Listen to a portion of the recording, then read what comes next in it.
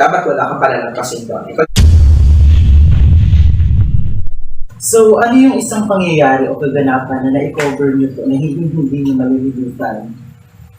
Madami. Naganabayaran kami. Lahat ng balita sa Masbate, sa'yo yun. Tapos yun, pero yung isip mo, nandun sa bahay niyo. Partes, huli sa akto ng pagnanakaw sa bahay ng Goa Camarines Sur.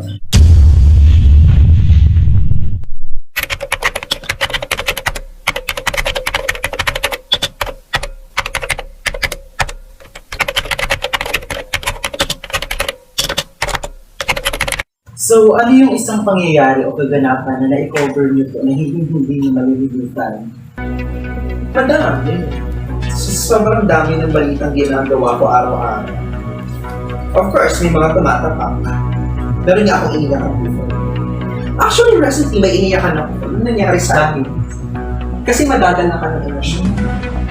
Which is, normal na ako. Pero, iiwasan mo. Especially kapag nakaupo ka na, naka-onboard ka na.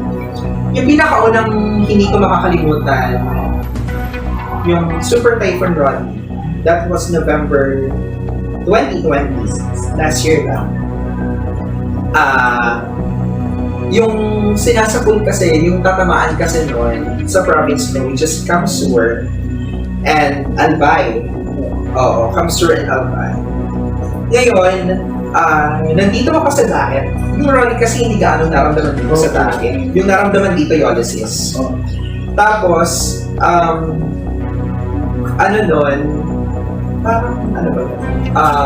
pinag-report ako ng Makati. Kasi ang nangyari kasi, kapag yung mga big news kasi dito sa Bicol region, ang ginagawa ng national headquarters namin, tumatawag sila, Bicol, kailangan namin ng balita from you. Kamusta ang Bicol region? Kamusta yung pananalasan ng Super Typhoon region? So, parang oras-oras kailangan namin mag-report. Kailangan namin mag-feed ng national report. So, kapag nagbalita kami sa national, napapakinggan kami sa buong Pilipinas. Tapos, yun, nag-report ako noon, pero yung isip ko, nasa Kamsur. Nasa parents ko, kasi nung nanlasa yung Ronnie, yung mga magulang ko, sila lang yung nasa bahay. Parang, they have no one, like, anak ka, diba? Tapos, wala kang magawa dun sa parents mo, hindi ka makatulong, like, paano pag, okay naman yung bahay nyo, pero, given, ikaw kasi, yung first, ito yung mahirap kasi kapag isa kang mamamahayag, ikaw yung unang nakakakuha ng first-hand info. So, alam mo na kung gaano kalakas agad yung bagyo. Hindi nyo pa man ibabalita sa tao. Alam mo na agad, gaano kalakas yung bagyo, gaano kadami yung tao pwede mapagpakalito. So, nag-report ako dun sa national. Yes, Kabrigadang Lea, ramdam na ngayon dito sa Bicol region ang napakalakas na hangin dala nitong si Super Typhoon Ronnie. Tapos yun, pero yung isip mo nandun sa bahay niyo. So, isa yun sa Tapos after that, tinawagan ko yung parents ko kung kumusta sila. Kasi hindi ka rin makapalagay. Pero you have to be professional. On duty ka that time, pag sa Diyos mo na lang or matabahan na sa parents ko, I need to work. So, trabaho pa din talaga. Pangalawa, Ronnie pa din. Aftermath ng bagyo, ito yung pinakaunang balita na parang iniyakin ko kasi ang sabi dun sa salaysay ng kwento, nasa evacuation center na yung tatay, tsaka yung buong pamilya. Ngayon, before pa manalasan yung bagyo, nasa evacuation center na sila, so safe na sila. Biglang, sabi ng anak, college na ata yun, parang nag-aaral siya sa Catanduanes State University. Tapos, binalikan, sabi ng anak na babae sa tatay niya, kailangan natin balikan yung modules ko, tatay, parang gano'n. So, bumalik sila ng bahay nila. Hindi ko na matandaan kung anong particular town sa Catanduanes. Basta bumalik sila ng bahay nila. Tapos, doon na sila naabutan ng bagyo. Yung naiwan sa evacuation center, yung kapatid, tapos yung nanay, nakalimutan ko lang ilan sila sa family nila. Tapos, kinaumagahan, ay parang all throughout that night, na nanalasa yung bagyo. Hindi na bumalik yung dala niya, tsaka yung tatay niya. And then aftermath ng bagyo, nakita na lang yung bangkay nung mag-ama na inanod pala sila dahil doon sa magasang ibog. Kasi malapit sila sa ibog. Tapos, until now, parang kinikilabutan pa rin ako. Every time na naalala ko to, I was literally crying while nagsasalat ako ng story. Kasi awa-awa ako. Nag-safe na sila eh. Tapos, biglang dahil lang sa modules, doon napahamak. Tapos, pagpaano na lang, pag kinaumagahan, nakita yung bangkay ng pag-ama. O kung magkalayo sila, pero nandun sila sa ilog. Yung estudyante, yung babaeng estudyante, hawak niya pa yung modules niya. Wala na siyang buhay. Tapos yung tatay naman, wala na siyang kapatid. Kasi nauli lang yung mga kapatid, yung ano. So, naratandaan ko yung sabi ng na-interview ko, yung nanay. Sabi niya, parang she's questioning the Lord kung bakit ko ganun sa family. Like, safe na eh. Tapos dahil sa modules na mahamang sila. So yun, isa yung hindi ko makakalimutan. Kasi yun, pinakaunang story na na-cover ko na napaiyak talaga. Kasi although wala ako sa Catanduanes, we have our sources. Hanggat maaari, maghanap ka ng taong pwede mong ma-interview para doon sa kwento mo, para mabumolang yung detalye. So yun. Sino-sino naman, sir, yung mga bigating ninyo pong na-interview sa industry? Of course, given na yung mga public servants, governors, especially. Ako, kapag naging taga-media ka kasi, meron kayong kanya-kanyang AOP, area of beat. Like for example, magkakasama tayo sa newsroom. Ako sa Catanduanes ako. Lahat ng balita sa Catanduanes, ako ang gagawa. Lahat ng scoop doon sa akin. Ikaw, sa Masbate. Lahat ng balita sa Masbate, sa'yo yun. Dapat wala kang palalampasin doon. Ikaw naman sa Camp Norte, ito sa Camp Sur. So parang gano'n. So ako madalas na na-interview ko, of course, yung sino ba mga bigate? Mga regional directors, for example, ng DSWD, ng DOLE, ng OWA, Bicol, parang gano'n. And governor ng mga provinces, Governor Joseph Cua. Talagang Dumating na ba, sir, sa punto na parang gusto nyo nang iwan ang industriya? Ito kahit gusto mo yung pagiging sa mga yan, hindi mo na. Talagang hindi ko pa makita sa ngayon. Pero nakikita ko in the future. Pero sa ngayon hindi pa. I love my job. Pero yung tipo kasi na parang hindi mo pa naman yun. Kasi nag-enjoy ka pa naman sa trabaho mo. Siguro minsan pag nakakaramdam ka ng pagod, like, siguro na ng balita araw-araw, wala na bang... Tapos yung ako kasi, parang isa rin sa mga hirap ako yung gumising ng sobrang aga. Like, 4 a.m. palagi yung gising ko. So parang, ano ba ako? Ayaw ko mag-work. Pero no way, you have to wake up. Kailangan mong bumangon kasi may mga taong naghihintay ng impormasyon, ng balitas na dapat nilang malaman. So, isa lang yun sa mga motivations mo. And apart from that, kailangan mong sumakot kasi hindi kami yan. Parang gano'n. So, sa ngayon, hindi pa. Kasi, bakit? Dahil sa passion mo yun. Palagi yung tatandaan. Minsan nga kahit wala ka ang dami kong kilala na kahit walang sinasahod, kahit sobrang pagod na. But since the journalism is their passion, hindi nila iiwan yung industry. Ako din, aside ba from tinatanong ko rin yung sarili ko, aside pa from being a journalist, ano pa kaya yung pwede kong gawin na trabaho? Bubo naman ako sa math, so hindi ako nag-engineering. Ayoko namang maging teacher kasi yung perception ko doon, all my life, nasa isang silid ako ng paaralan. Diba? Studying all the lessons. Tapos kapag nag-teacher ako, I will study again. Kasi diba naman magturo ka lang ng basta. Of course, you have to study the lessons. And nurse, Yan, siguro yun yung parang I'm into medical field. So, if ever, baka, kung mag-change man ako ng career, siguro, gusto ko mag-doktor, pero, ang mahal. Ang mahal ng medicine. Pero hindi natin alam, di ba? Pero sa ngayon, hindi ko pa nakikita yung sarili ko, naiiwan yung buhay ng isang pagiging millionaire. Kasi, hindi pa naman kailangan. Tsaka meron pa akong salary loan, kailangan ko pagbayaran yun. Sir, yung yellow journalism, sir, parang talamak siya sa social media. And at yung ibang media organization talagang ginagawa yun. Yung Brigada News FM po ba, parang inaalaw kayo to do yellow journalism? No.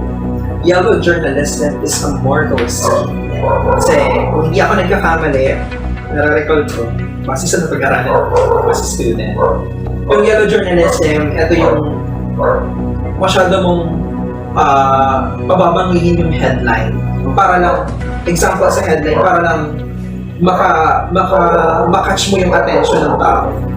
Yung yellow journalism, tulad ng hindi na makatotohanan. Basta makahugot ka ng readers, ng followers, ng viewers. For example, track na naglalaman ng mga, kunyari, track na hulog sa bangin, 50 patay. Yun pala, pag binasa mo na yung details, yung 50 yung mga baboy. Kasi yung nakasakay dun sa truck, mga baboy. So namatay mga baboy, hindi naman tao. So ikaw naman, kung medyo may katangahan ka naman, na headline lang yung babasahin mo, shucks, 15 yung namatay. Yung pala mga baboy pala yun. Which is wrong. Dapat kasi sa pagsusulat ng isang balita, headline pa lang, tumbukin mo na, ano ba yung headline? Ano ba yung, saan ba papangkol yung kwento? Lalawigan ng Camarines Norte all set na sa National Vaccination Day ngayong araw. Tapos, that's it. Basahin mo na lang yung details. Ano nakalagay dito sa details? Paano nasabi na all set na sila? Ano yung mga preparations na ginagawa ng mga RHUs dito sa Camarines Norte? Anong oras magsisimula yung bakunahan? Sino-sino yung mga mag-organize? Sino-sino yung mga taong involved? Saan yung locations? That's it. Pero, may mga instances na nagagamit niya, pero I don't consider that as a type of yellow journalism.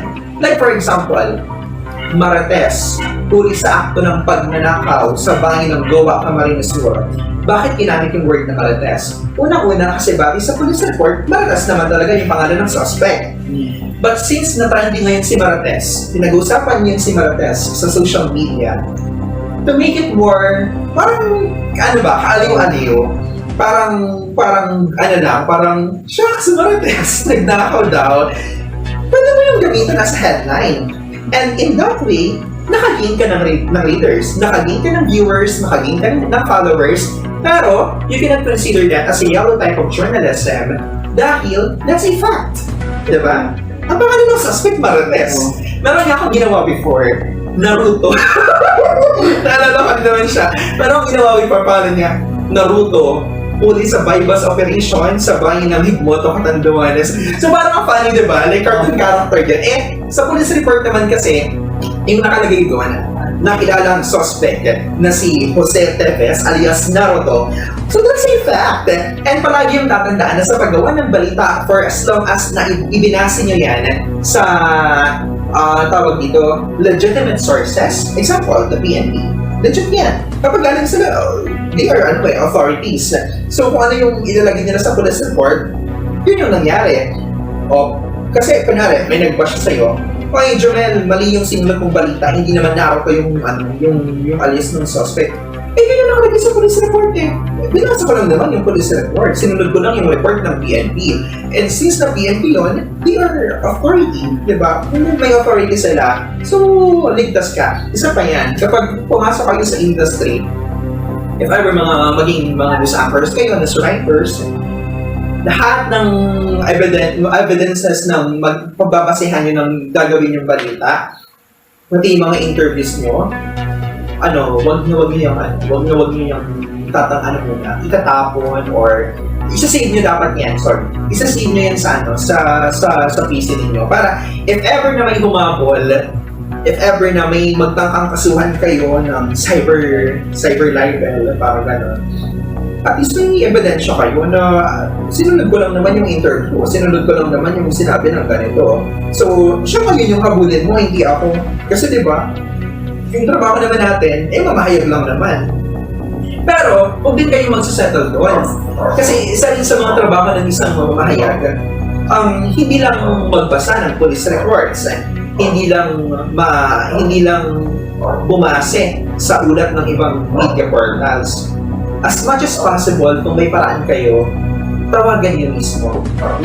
For example, ikaw yung ninakawan, as much as kung kaya ka namang tawagan, kung kaya ka namang ma-interview, tawagan mo yung tao para at least kahit paano, ikaw mismo narinig mo yung information, yung detalye coming from the person.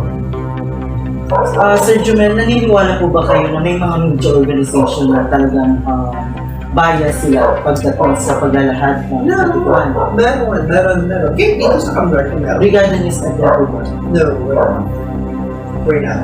Kasi, kami, unbiased kami. Kung may naririnig man kayo sa amin na mga political songs, since mag-election na, please know na paid one. That was a paid advertisement. Kung may nakita man kayo sa amin na report para sa isang politiko, bayadin mo. Pero hindi nangangahulugan na bayaran kami. Part yun ng source of income ng kumpanya, ng istasyon. Pero may mga limitasyon din kasi yan. Dapat, kunyari ikaw politiko ka, papagawa ka ng ganitong balita, learning facts. Hindi kita susulatan dyan ng mahagi si governor ganito, ng libo-libo sa lapi. That's, doon tayo magkakaproblema. That's a fact. Sa amin walang ganyan. Okay, so Sir Jumel, nagluksa ang buong media industry sa pagkawala ng ABS-CBN sa ere. Hindi naman po. May mga natuwa. Tapos, bilang isang mamamahayag, saka bilang isang naging scholar ng ABS-CBN, ano po yung ano po yung opinion nyo ukol rito? Ako naman kasi I'm after the employees. Back then. Kasi una-una, I have friends from ABS-CBN. So, syempre malungkot. Malungkot kasi nangyari sa kanila. Kasi nga, di ba, according to BIR, wala namang nadapag na taxes, wala namang nangyari tax evasion, wala at all na problema. Pero, for me, yung pagkitil kasi sa prangkisa ng isang malaking television network dito sa Pilipinas is also pagkitil din sa malayang pamamahayag. Kasi kung mapapansin nyo, di ba, the Rappler, una si Ma'am Maria Ressa, pina-arresto, pinakulong. Nakulong ba siya? Basta pina-arresto si Ma'am Maria Ressa. Tapos sinunod yung ABS-CBN. Kasi yung mga nilalabas doon na balita is against the administration. Mahirap magsalita ng kung paano ba. Kasi syempre, baka iba naman yung isipin ng iba. Iba-iba kasi tayo ng perception, diba? Akin lang, doon ako sa mga empleyadong nawala ng trabaho. Sa gitna ng pandemya, nawala ng trabaho sa gitna ng pandemya. Kasi, buti yung iba may mga nalipatan agad. Pero paano yung wala? Parang napakababaw ng naging dahilan ng Congress para hindi payagan yung network na mag-renew ng prangkisa. Para kay Sir Jumel de la Rosa, ano po ang mabibigay ng mga payo sa mga gusto maging isang ganap na mamamahayag or maging katulad ni Sir Jumel de la Rosa? Just keep the fire burning. huwag kayong matatakot na mag-try ng mga bagay na hindi niyo pa nagagawa. Kasi, like what I said, sa journalism, sobrang lawak. Hindi porket yung designation ko, news writer, news anchor, doon na lang ako po-focus sa trabaho. No. Kasi kapag wala yung kasamahan ko, nagkasakit siya, absent siya, hindi mo pwedeng irason na hindi mo alam yung trabaho niya kaya hindi mo pupunan yun. You have to. Kasi nakasalalay doon yung programa. Kapag hindi mo yung pinunan, mabubugi yung programa. Pangit yung output, pangit yung production. So kailangan lahat aralin mo. From editing, ng audio, ng mga reports, from video editing, lahat, especially sa mga local radio stations dito sa atin. Wala tayong katulad ng production team sa ABS-CBN, ng GMA, na kapag news writer ka lang talaga, na kapag video editor ka lang talaga, na kapag script writer ka lang talaga. Hindi, lahat dapat alam mo, lahat dapat kaya mo gawin. So yun, number 1, keep the fire burning. Pangalawa, huwag kayong matatakot na mag-try ng mga bagay na hindi pa nagagawa. Kasi it's okay to fail. Walang masama na kasi lahat naman nagsisimula sa pagiging walang alam, sa pagiging mahina. Palagi yung tandaan na lahat ng malalakas ngayon, lahat ng magagaling ngayon, nagsimula yan sa pagiging mahina. Walang nagsimulang magaling agad. Walang nagsimulang magaling agad. Ako nga dati, first year ko sa Brigada, grabe ang nervous ko. Kung yung boses ko, patay ang isang gano'n. At nag-register talaga siya on air. Sabi ko, so, ako up until now, after ng programa ko, sinechat ko pa rin yung Facebook live ko. Saan ako nagkamali? Saan ako naggulang dito? Para bukas mabago ko. Para bukas mapunan ko yung mga mistakes ko. So parang gano'n. Huwag kayong matatakot sumubo. Pangatlo, if pakiramdaman niyo yung sarili ninyo. Ano ba talagang gusto niyong gawin? Ano ba talagang gusto niyong maging ambag sa Pilipinas? Kasi katulad ng sinabi ko, ang pagiging mamamahayag ay pagiging isang lingkod bayan. Yung tipong kahit lumilindol na, nagbabalita ka pa rin. Yung mga tao pumupunta na sa vaccination area, sa vaccination site, evacuation sites, evacuation areas. Ikaw, susubunin mo yung bagyo.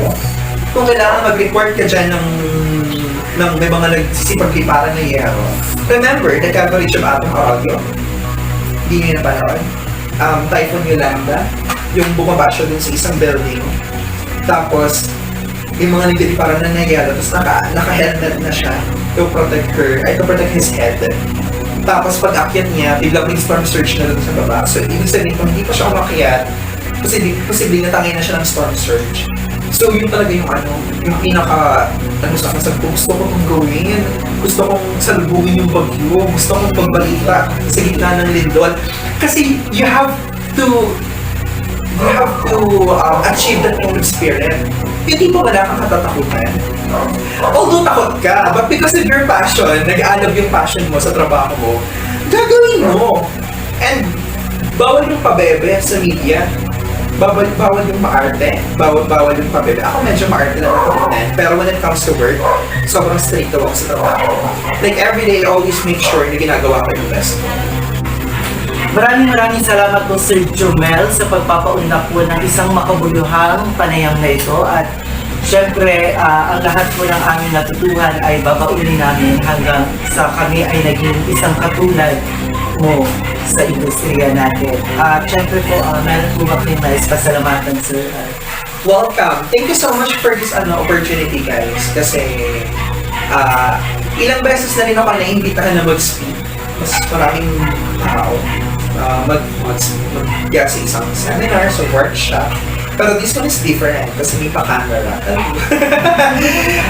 Yun, thank you sa inyo. Thank you for this opportunity. And ang dami ko gustong ikwento sa inyo na kasi gusto ko kahit pa paano ma-prepare na rin kayo kung talagang ipupush nyo tong field na to. So maraming salamat and sa lahat ng mga makakapanood po nito and syempre sa lahat din ng mga aspiring journalists, media practitioners, yun nga, I hope to see you in the field soon. And good luck. I wish you all good luck sa mga mangyayari sa buhay ninyo. So, basta ganun lang yung payo ko sa inyo. Just enjoy. And masaya ang pagiging masaya sa buhay ninyo. Sobrang lawak. Marami kang madidiscover sa sarili mo na, I can do like this pala. Akala ko hindi ko naman kayang buhay. Kasi ito-trigger ka eh. Yung tipong magagawa mo na lang, basta dead mo na, magagawa mo na lang pala. Parang gano'n. So, yun. Sana na-inspire ko kayo kahit papaano. And maraming salamat din sa lahat ng mga sumusubaybay at nakikinig sa Brigada ng sa Fam. Lalo na dito sa Camarines Norte. Hindi ka naman ina-assume, pero marami yung listeners namin dito talaga. So maraming salamat po. And thank you so much for this opportunity. At syempre po, meron po tayong kaunting regalo para kay Sir Jumel de la Rosa. May parang gano'n. Thank you so much po, Sir Jumel. Thank you so much. Ay, mahilig ako sa tinapoy.